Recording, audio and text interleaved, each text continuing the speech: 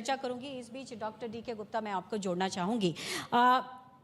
एक जिस तरीके से सुप्रीम कोर्ट की अभी आई है वक्तव्य, जिस तरीके से दिया उन लोगों ने कि क्यों ना तमाम प्राइवेट हॉस्पिटल्स के जो चार्जेस हैं उनको एक कर दिया जाए, इसको आप लोग कैसे देखते हैं? क्या ये आपको संभव दिखाई पड़ता है कि हाँ, इसको इस तरीके से किया जा सकता है, या फिर आपको लगता है कि नहीं, ये संभव न होना मुमकिन नहीं है?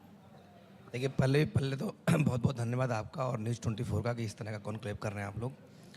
तो बात करें कि हेल्थ केयर इंफ्रा की, यहाँ पे अगर हम बात करते हैं भारत देश में, तो लगभग 70% जो सर्विसेज जो प्रोवाइड की जाती हैं, जिसमें चाहे ओपीडी ट्रीटमेंट हो, इंडोर ट्रीटमेंट हो, सर्जरीज हो, डायग्नोस्टिक हो, वो प्राइवेट सेक्टर प्रोवाइड करता है। मतलब एक बहुत बड़ा महत्वपूर्ण रोल है जो प्राइवेट सेक्टर निभा रहा है। 30% जो सुविधाएं हैं वो सरकार प्रदान करती है। और स्वास्थ्य हम सबका मौलिक अधिकार है, हम सब मानते हैं और हम सब एग्री करते हैं। और इसके लिए सेंट्रल गवर्नमेंट और कहीं ना कहीं हद तक स्टेट गवर्नमेंट की जिम्मेदारी बढ़ जाती है कि सबको स्वास्थ्य की सुविधा एक्सेसिबल हो और अफोर्डेबल हो। जैसे आप लोग कह रहे थे, आयुष्मान की स्कीम आई है, बहुत सारा इंश्योरेंस कवरेज बढ़ रहा है, लोगों की अफोर्डेबिलिटी बढ़ रही है। तो पहले, आज से 2-3 साल पहले तक जो आउट ऑफ एक्सपेंसेस था पॉकेट, मतलब लोग अपना घर बेच के, जेवर बेच के, लोन लेके, 62% लोग ऐसे थे जो आउट ऑफ पॉकेट एक्सपेंस करके इलाज करवाते थे। आज वो नंबर 48% पे आ गया। मतलब अभी भी हमारी आधी आबादी है जो घर बेच के या गिरवी रख के घर को, या लोन लेके, या दोस्तों यारों से लोन लेके, बैंक से लोन लेके इलाज करवाती है। ये बहुत बड़ा है। तो इसलिए सुप्रीम कोर्ट की गाइडलाइंस हैं, बिल्कुल ठीक है, हम उसमें बिल्कुल एतराज़ नहीं कर रहे। बट क्या क्वालिटी केयर प्रोवाइड हो सकती है अगर हम रेट्स बहुत कम कर देंगे? क्या एक्सेसिबिलिटी, जो हमारा देश 70% जो आबादी है वो ग्रामीण है, मतलब 70% जो आबादी है वो गांव में रहती है, जहां हमारा भारत बस असली में बसता है, वो लोग अभी भी, उनके लिए एक्सेसिबल और अफोर्डेबल हेल्थ केयर अवेलेबल नहीं है।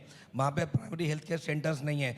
टर्सरी और हम क्वाटरनरी केयर की, तो सेकेंडरी केयर की तो बात ही नहीं करते हैं। वहाँ पे अगर हमें पहुँचाना है हेल्थ केयर इंफ्रा को, तो कहीं ना कहीं सरकार को आगे बढ़ना पड़ेगा। प्राइवेट हेल्थ केयर सेक्टर से पीपीपी मॉडल पे या किसी अन्य तरह से उनको सब्सिडाइज करके उनको बढ़ावा देना पड़ेगा, सो दैट वो अपने अस्पताल, डायग्नोस्टिक सेंटर छोटे शहरों में, टियर 2, टियर 3 और गांव में, तहलका में, तहसील में इस्टेब्लिश करें और कंधे से कंधे मिलकर सरकार से जो हमारी अफोर्डेबल, एक्सेसिबल हेल्थ केयर है वो पहुंचाएं। बट ये कब हो पाएगा? हेल्थ केयर सेक्टर एक बहुत बड़ी एक सेक्टर जिसके अंदर $400 बिलियन की इंडस्ट्री के रूप में आता है। बिल्कुल। अगर हमें इसको सपोर्ट करना है तो हमें कहीं ना कहीं इस तरह से सपोर्ट करना पड़ेगा कि हमें जो हेल्थ केयर जो सर्विसेज हैं वो अफोर्डेबल बनानी पड़ेंगी। उसमें सरकार को फाइनेंसिंग में सब्सिडी देना, मतलब ग्रास रूट लेवल से काम करना पड़ेगा। नहीं, ग्रास रूट नहीं, मेरी जो मेन मुद्दा है कि जब तक सरकार, क्योंकि पैसा जो आता है ना एक हॉस्पिटल बनाने में, पर बेड कोस्ट 1 करोड़ रुपए आती है अगर आप टर्सरी केयर हॉस्पिटल बनाते हैं। तो अगर 100 बेड का अस्पताल बनाना तो 100 करोड़ के आसपास इन्वेस्टमेंट होना है। तो डॉक्टर अपनी जेब से नहीं बना सकता है। डॉक्टर पैसा कहाँ से लाता है? इंस्टीट्यूशनल बैंक से लाता है।